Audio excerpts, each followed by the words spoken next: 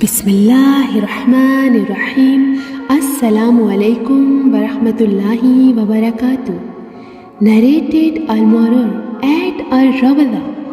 I met Abu Dhar, who was wearing a cloak, and his slave too was wearing a similar one. I asked about the reason for it. He replied, I abused a person by calling his mother with bad names. The Prophet, peace be upon him, said to me, O Abu Dhar, did you abuse him by calling his mother with bad names? You still have some characteristics of ignorance.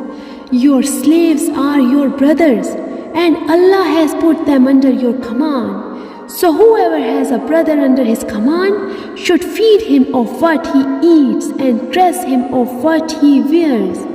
Do not ask them to do things beyond their capacity.